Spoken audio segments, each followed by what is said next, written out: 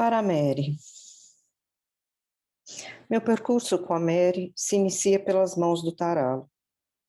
Embora tenha feito minha graduação na PUC São Paulo, onde ela atuava, só vinha conhecê-la pessoalmente na minha qualificação de mestrado, orientada pelo Taralo, no início de 87. Certamente nos cruzamos inúmeras vezes pelo campus da Monte Alegre. Ali pude começar a desfrutar da generosidade da Mary. Entre 88 e 89, substituí o Taralo na Unicamp, quando ele fez um pós-doc com Jürgen Meisel, que viria também a ser um grande amigo e colega de nós duas. Mary já estava na Unicamp, mas todos morávamos em São Paulo. Havia um fluxo intenso de viagens, e eu era normalmente escolhida para dirigir, e confesso, ainda bem. Essas idas e vindas estavam pesando, e Mary me convidou para alugar com ela uma edícula em Barão Geraldo, nos fundos de uma república de amigos de seus filhos. Foi por pouco tempo, mas aprendi muito. Eram muitas as conversas sobre linguística, mas também sobre família, culinária, japonesa ou não, a Mary era famosa por sua feijoada, ensino, chás. Então comecei o doutorado com a Mary em aquisição. Eu queria ir para jornadas mais teóricas e os dados infantis pareciam essenciais para o retorno à teoria. E a Mary já ia nessa direção. Só poderia ser ela me orientar. Nesse tempo havia o sítio do Bananal, onde ganhei muitos pousos e onde muitas festas e comilanças foram feitas, acolhendo reuniões do NURC, visitantes de fora, orientando-os. Era uma efervescência que não encontramos mais hoje em dia e que fazia tão bem.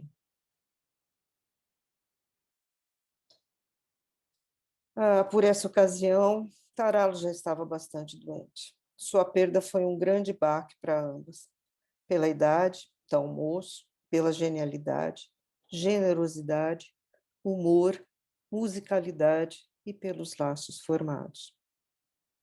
Mesmo depois de defendido o doutorado e distante, eu estava então na Federal de Santa Catarina, nunca nos distanciamos.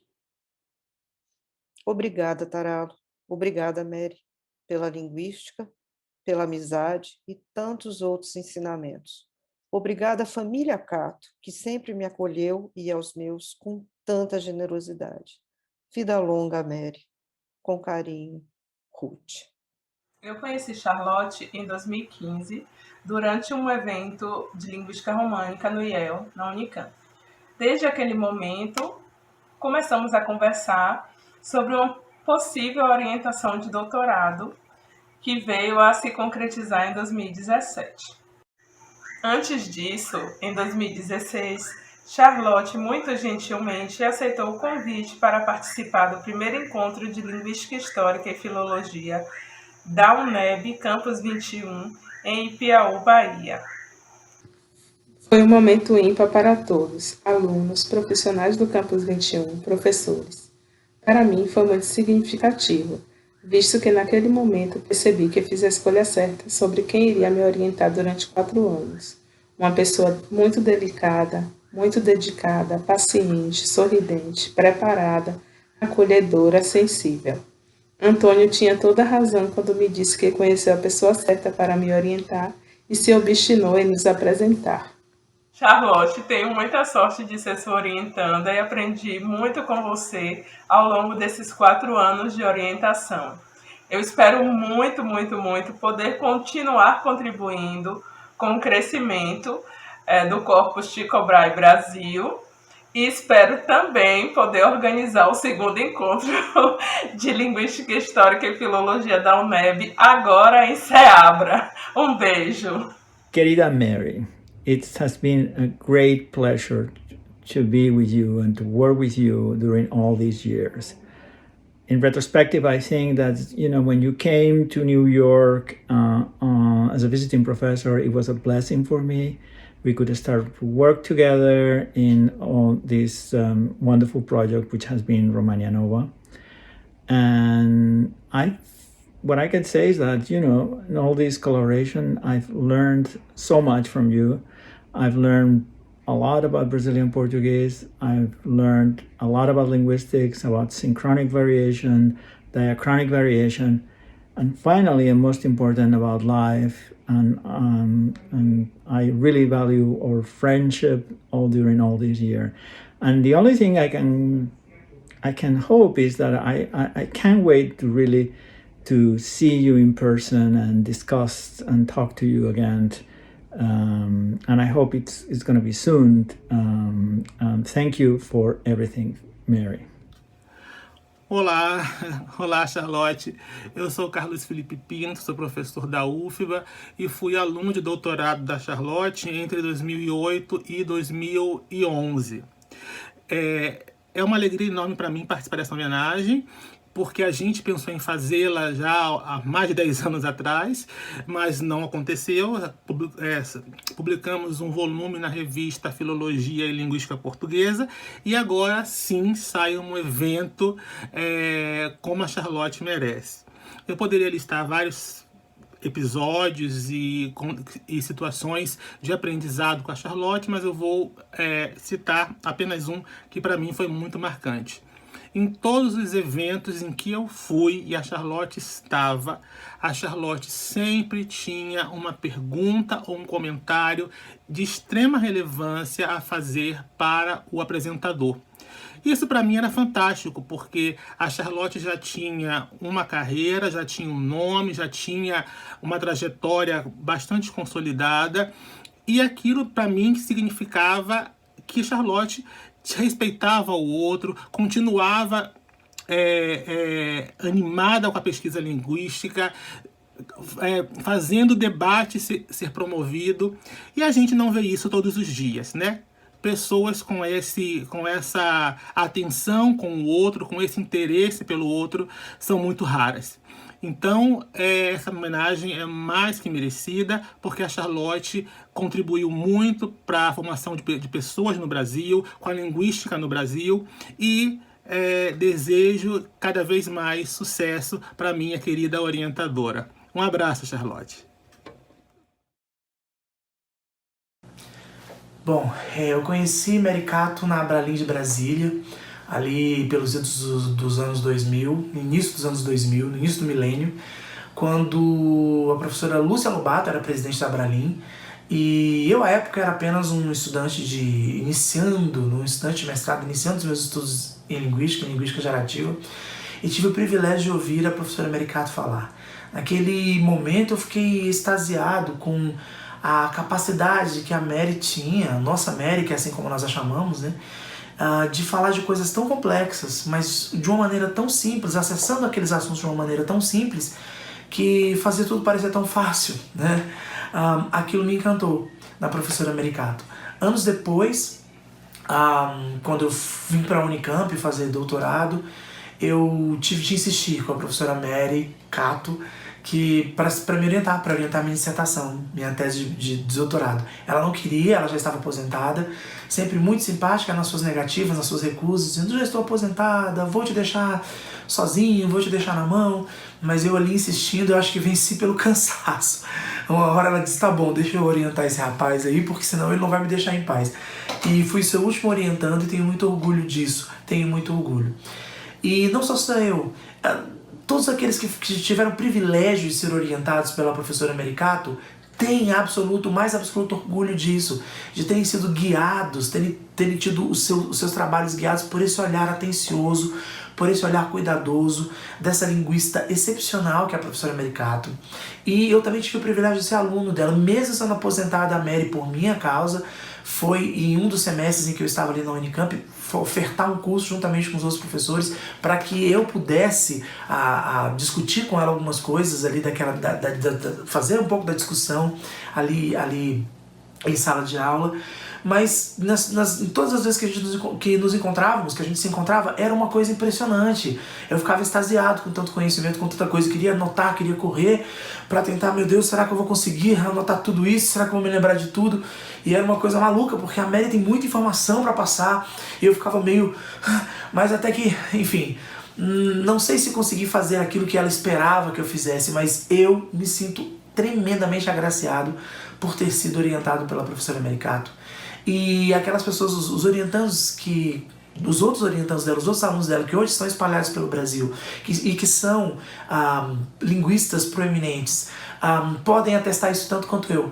Uma pessoa, uma linguista da mais alta competência, uma professora incrível, mas acima de tudo um ser humano maravilhoso, uma pessoa sensível que nos tratava como mãe, não só como orientadora, mas como mãe. E eu tenho todo orgulho de dizer, hoje, sou professor na Universidade de Brasília, tenho todo orgulho de dizer que fui aluno da professora Mericato, tive a minha tese de doutorado orientada por ela e sinto muito orgulho de verdade de ter vivido essa experiência. Para mim foi uma experiência de vida, uma experiência incrível. Mary, essa homenagem que está sendo feita para você, fazem bem em fazê-la. Você merece. Você e a professora Charlotte, as duas. Esse vídeo é para você. Mary, um beijo. Amo você. Todos nós amamos você, os seus alunos, os seus filhos. Temos até entre nós um sentimento de irmandade. Eu converso com alguns ex-orientantes e a nossa sensação é essa. Somos todos irmãos porque você sempre foi uma mãe para nós. Muito obrigado por tudo. Um beijo. Que Deus cuide de você para que a gente consiga ainda ter essa sua cabeça pensando linguística por mais muitos anos. Para que a gente ainda possa ter a oportunidade de ouvir falar muita coisa boa. Um beijo. Meu nome é Aline Peixoto Gravina e atualmente sou professora na Universidade Federal da Fronteira Sul, campus Chapecó, em Santa Catarina.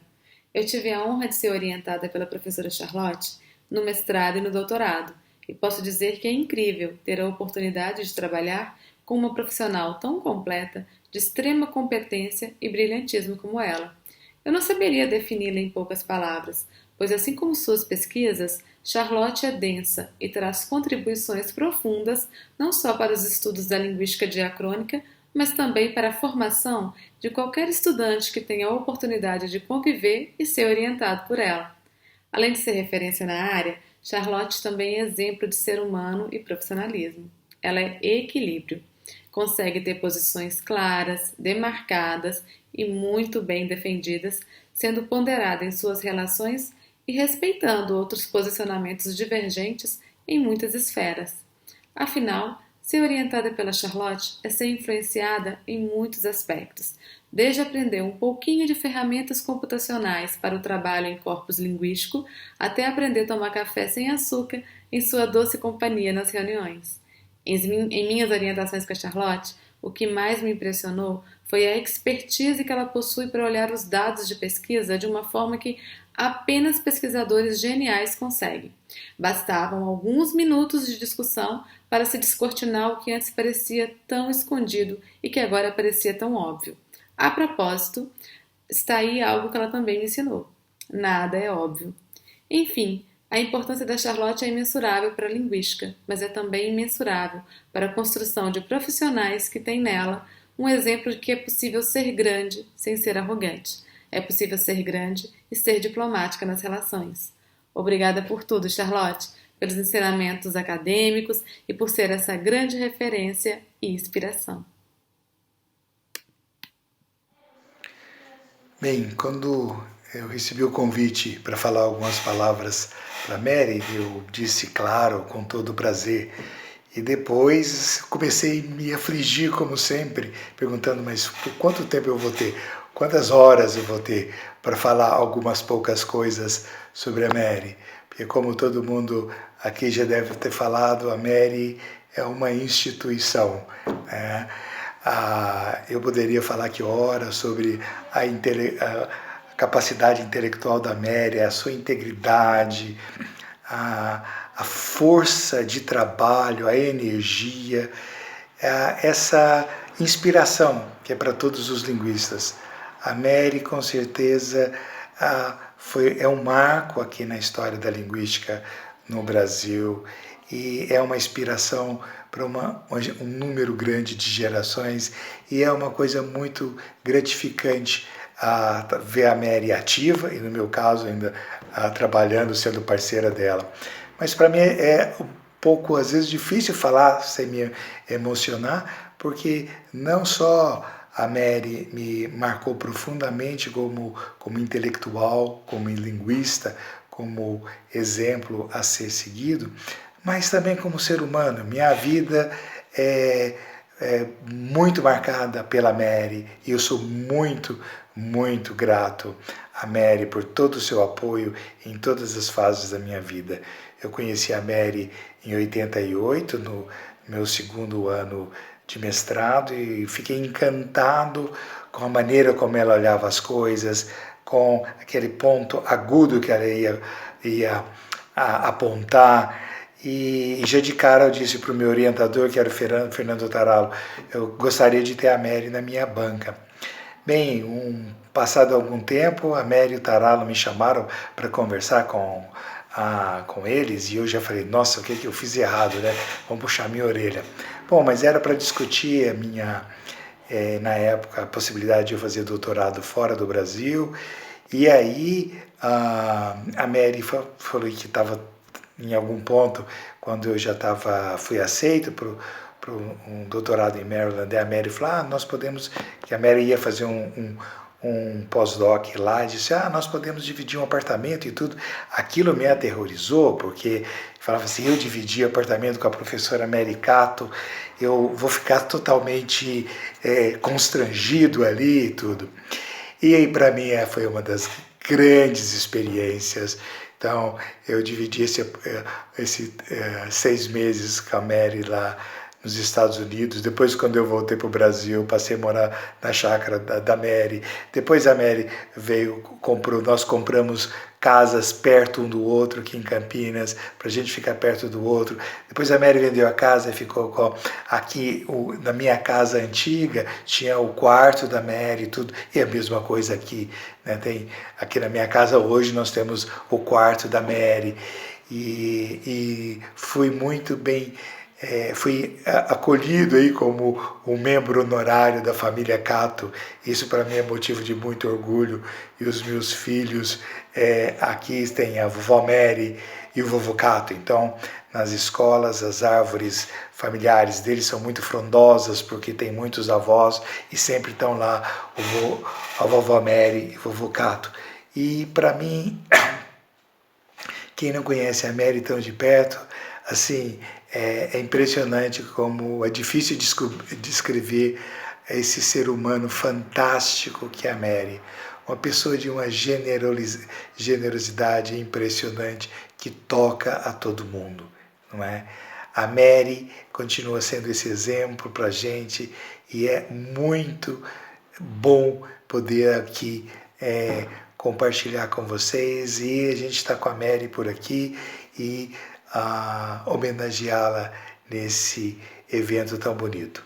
Muito obrigado pela oportunidade de dividir isso com vocês, e como eu disse, eu precisaria de horas aqui para falar da dona Mary Cato. Um grande beijo, Mary.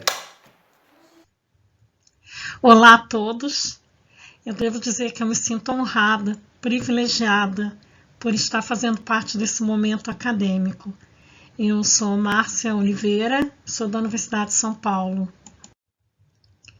O evento ao qual eu me refiro é Constelações Diacrônicas, em homenagem a Charlotte Galves e Mary Cato, duas professoras que são mentoras de muitos trabalhos, e são professoras que eu primeiro conheci através dos livros e dos seus textos importantes, e quando eu as conheci pessoalmente foram momentos muito específicos e muito marcantes na minha carreira, podem ter certeza disso. Eu agora peço licença à professora Mary Cato para, nesses próximos minutos, tecer alguns comentários e comentários significativos relacionados à professora Charlotte Galves e ao momento em que eu pude participar de uma pesquisa liderada por ela, que foi algo muito importante, já que eu não tive o privilégio de tê-las, né, professoras Mary Cato e Charlotte, como minhas professoras de formação dentro de um curso específico de pós-graduação. Eu só lia muito as duas, não é? Mas depois também não fui orientada por nenhuma das duas, mas continuei lendo muito as duas pessoas, né? As duas scholars, as duas pesquisadoras. Então, depois eu tive essa rica oportunidade de, então, participar de um trabalho em específico liderado por Charlotte Galves. É isso que eu gostaria de me deter nesses próximos minutos, pedindo novamente licença à professora Mary Cato. Então, eu queria me referir nesses próximos minutos ao papel das línguas africanas na emergência da gramática do português brasileiro. Estou aí mencionando, inclusive, um título de um texto que para mim é muito importante, né? Um texto escrito pelo professor Juanito Avelar e pela professora Charlotte Galves, e também me referir com isso à questão, né, dos estudos entre África e Brasil, que são estudos aí de interface de culturas de vários aspectos e não apenas linguísticos. E aí, por isso também é a capa desse livro, né, que é resultado de um congresso importantíssimo para a área, ligada às pesquisas África-Brasil, que foi organizado, uma das organizadoras é a professora Charlotte Galves. Então, por isso, né, me referindo especificamente às pesquisas que eu tenho trabalhado nos últimos anos dentro da Universidade de São Paulo, ligadas à África, eu resolvi, Charlotte, me vestir com uma das minhas roupas africanas, essa, por acaso, feita por um tecido chamado samacaca, e aqui no mapa vocês veem os tecidos, né, o mapa dos tecidos da África, porque os tecidos, não é? As músicas, tudo isso é linguagem da África. Então, quando a gente vê um tecido como esse, samacaca, por exemplo, ele representa etnias bantas, não é? Representa muito que você gosta de estudar também, Charlotte, que você incentiva para os estudos pelo seu trabalho, não é? Como eu já citei atrás, sobre a importância não só de se olhar para o léxico, para se olhar o contato do português brasileiro com interferência das línguas africanas, mas você apontando junto com outros colegas, com outros pesquisadores, a importância de se observar os traços gramaticais, não é? Então, eu estou aqui vestida de samacaca angolana, não é? Para representar um desses povos que com certeza fizeram parte da etnia do contato no Brasil, que vieram para o Brasil, que com certeza é o povo ovimbundo, não é?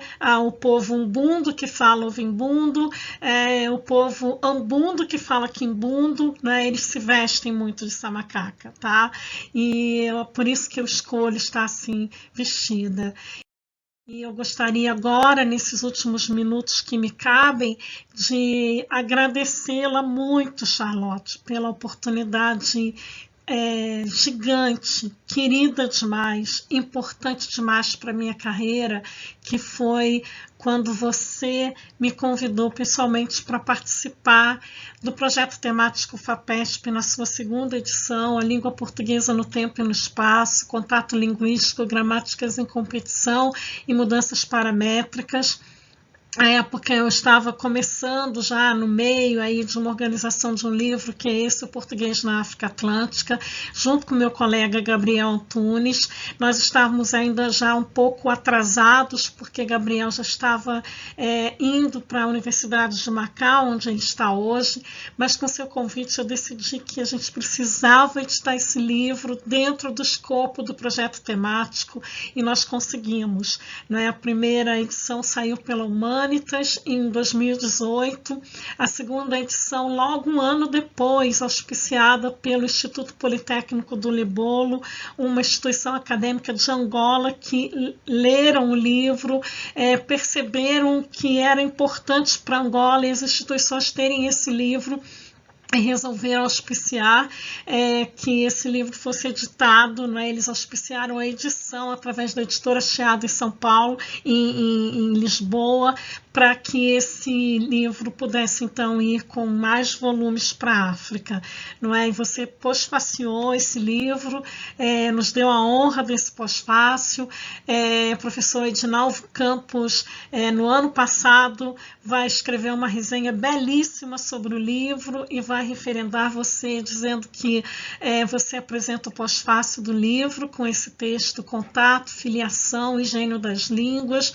É um belo, diz que é um ensaio belo, e que descortina o fio que conduz toda essa obra sobre o português na África Atlântica, mas eu devo dizer que também essa obra e todos os seus autores agradecem a você, Charlotte, pela alegria também que você nos concedeu, né, de estar à frente, nos impulsionando para todos esses trabalhos.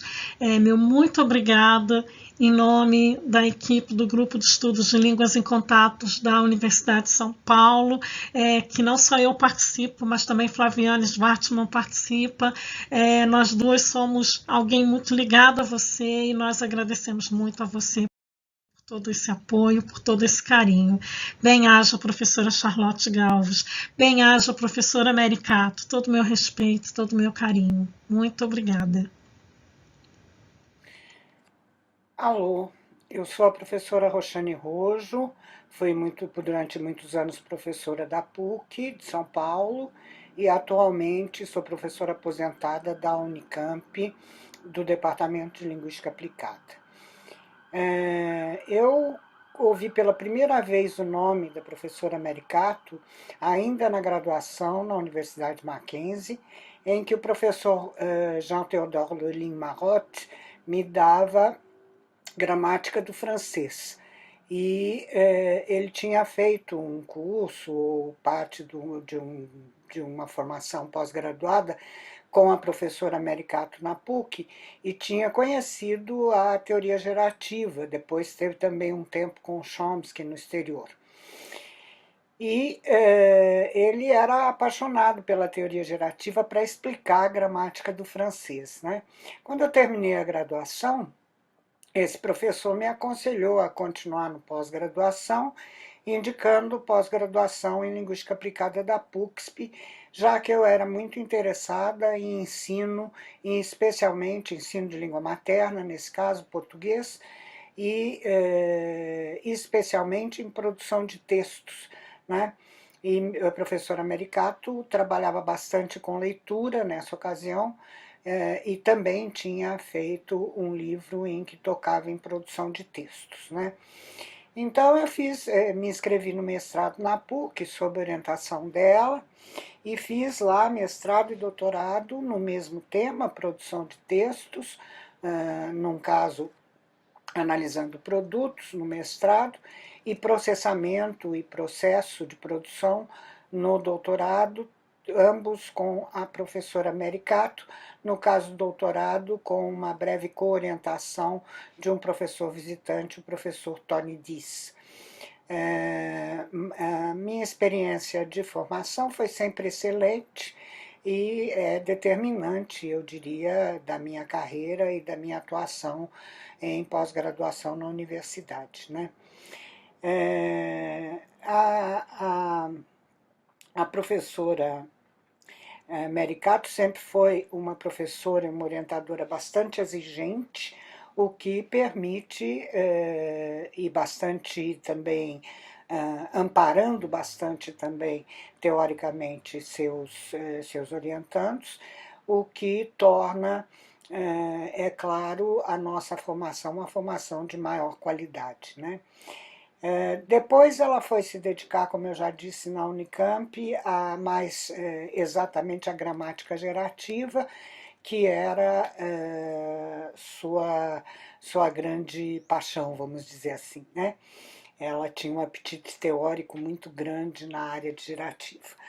E mais recentemente, acho que a última vez que eu vi a professora Mary foi a trabalho, e numa reunião da revista Delta, da PUC, do Programa de Linguística Aplicada da PUC, da qual ela é fundadora e membro da direção da revista, né? O que eu posso dizer é que a professora Mary Cato foi fundamental, assim como o professor Lelin-Marotte, foram fundamentais na minha formação como linguista aplicada. Porque, embora uma gerativista de renome e que gostasse muito de descrição da língua e de gramática, ela dava muita atenção também à questão da escola. Ela tem um dos primeiros livros, né, sobre produção de texto na escola, que foi feito para professores no Brasil, né? E ela foi um apoio fundamental, um modelo de pesquisadora fundamental para minha formação. É um prazer poder estar participando dessa homenagem à professora Mary e desejo-lhe muita felicidade, muita alegria e muita produção ainda na nossa área acadêmica. Eu vou ler um texto que eu escrevi em homenagem à querida Charlotte. A Charlotte com carinho. Eis o que aprendi nesses vales onde se afundam os poentes. Afinal, tudo são luzes e a gente se acende nos outros. A vida é um fogo, nós somos suas breves incandescências. Essas são palavras de Mia Couto no livro Um Rio Chamado Tempo, Uma Casa Chamada Terra.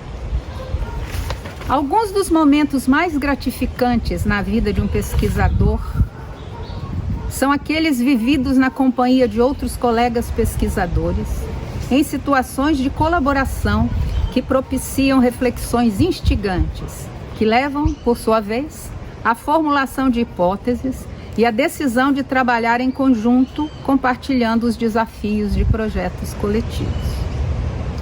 Posso dizer que com a Charlotte Galves eu vivi muitas dessas situações e eu lhe sou muito grata por isso. Tive a oportunidade de conviver academicamente com ela entre 1998 e 2010 em 3 projetos, 2 dos quais ela coordenou no IEL Unicamp. Padrões rítmicos, fixação de parâmetros e mudança linguística. Projeto temático FAPESP de 98 a 2002. Comportamento estocástico, fenômenos críticos e identificação de padrões rítmicos nas línguas naturais. Outro temático FAPESP, de 2004 a 2007. E padrões rítmicos, domínios prosódicos e modelagem probabilística. Este é um projeto MCT-CNPq, de 207 a 2010. Nossas indagações e discussões, que muitas vezes envolveram equipes multidisciplinares como matemáticos, probabilistas e físicos, além de linguistas, giravam sempre em torno da organização rítmica das línguas naturais e sobre os reflexos da interação entre prosódia e sintaxe na aquisição e na mudança linguística. Foi a partir das discussões feitas no âmbito desses projetos que iniciei de maneira sistemática minhas pesquisas sobre a configuração rítmica do português do Brasil, tema que abordo até hoje em projetos associados à minha Bolsa de Produtividade do CNPq. Hoje, quando retorno no tempo e reflito sobre o rumo que tomaram as minhas pesquisas em fonologia, constato que, se é verdade que a questão da organização rítmica das línguas sempre me interessou, também é verdade que o estímulo para que eu elegesse esse tema como um dos focos principais das minhas investigações veio das inúmeras conversas que tive com a Charlotte sobre esse tema. Lembro-me como se fosse hoje da aula inaugural que ministrei no IEL no início do ano letivo de 1996. O tema da minha aula era ritmo e linguagem. E o auditório estava lotado de alunos e colegas dos nossos 3 departamentos. Recordo-me de ter localizado a Charlotte sentada no chão à minha esquerda, na frente da primeira fileira de cadeiras. E hoje me pergunto, por que será que a imagem da Charlotte ali sentada, ouvindo atentamente as minhas considerações sobre o ritmo linguístico, continua tão viva em minha memória, que, como toda memória que se preza, é muito seletiva. Passados tantos anos, penso que talvez seja porque aquele momento marcou o início de uma parceria que rendeu bons frutos acadêmicos. Depois da minha palestra, a Charlotte me procurou para dizer que talvez pudéssemos juntas refletir sobre o papel da prosódia em geral e da organização rítmica em particular nas mudanças linguísticas que determinaram os diferentes caminhos trilhados pelo português europeu e pelo português brasileiro. Achei que essa seria, sem dúvida, uma boa oportunidade para investigarmos de maneira mais articulada e academicamente significativa questões relativas à interface fonologia-sintaxe. E foi assim que, nesse mesmo ano de 96, escrevemos nosso primeiro trabalho conjunto, Os Clíticos no Português Brasileiro, no âmbito do projeto da Gramática do Português Brasileiro, coordenado pelo colega Ataliba Teixeira de Castilho. Eu fazia parte do GT de Fonética e Fonologia e a Charlotte de um dos GTs de Sintaxe. Tratava-se, portanto, de um texto que abordava a questão dos clíticos na interface desses dois componentes da gramática. Hoje eu vejo esse trabalho como uma espécie de aquecimento para o que viriam a ser nossos trabalhos futuros. Vieram então, a partir de 1998, os projetos coletivos, com questões de investigação bem definidas. Qual a relação entre os padrões prosódicos preferenciais das línguas e os processos de aquisição e mudança linguística? Como podem ser descritos os padrões rítmicos característicos do português do Brasil e do português europeu? Como modelar a relação entre prosódia e sintaxe, que, por hipótese, estaria na origem da mudança linguística, que, por sua vez, deu origem ao português moderno a partir do português clássico? Seria possível identificar, em textos escritos, os rastros deixados por determinado modo de organização rítmica? Graças ao entusiasmo da Charlotte, aos seus trabalhos e aos trabalhos dos pesquisadores principais dos projetos mencionados, graças à dedicação dos alunos de pós-graduação, que metódica e incansavelmente desenvolveram suas teses a partir do corpus Tycho Brahe, repositório de textos anotados representativos do português de vários séculos, cuja construção se deve ao grande empenho e esforço da Charlotte. E graças também à inestimável contribuição de pesquisadores colaboradores de várias instituições do Brasil e do exterior, acreditamos hoje ter a resposta para uma das nossas principais indagações relativa à origem do português moderno. A mudança prosódica ocorrida na segunda metade do século XVIII em Portugal, que levou à modificação ou apagamento de vogais pré-tônicas e, consequentemente, a uma mudança no ritmo do português europeu, foi o gatilho para a mudança sintática ocorrida no século XIX. E essas mudanças explicam, em grande parte, as diferenças entre o PE e o PB, como a colocação predominantemente enclítica ou proclítica, respectivamente, dos clíticos pronominais. Movimentada e, por vezes, emocionante é a vida do pesquisador, que, como eu, teve o prazer de colaborar com a Charlotte em projetos coletivos. Tornam-se indeléveis em nossa memória as lembranças das muitas reuniões de trabalho.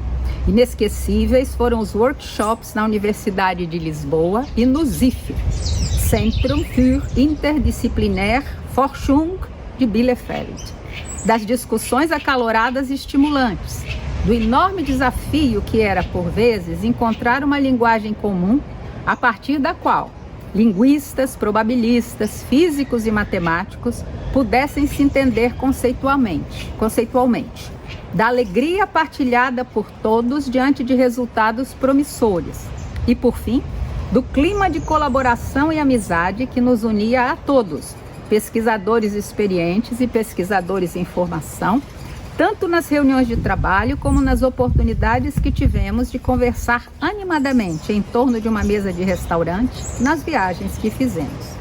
Ao longo de todos os anos em que trabalhamos juntas, escrevi vários artigos com a Charlotte, alguns dos quais também com outros pesquisadores.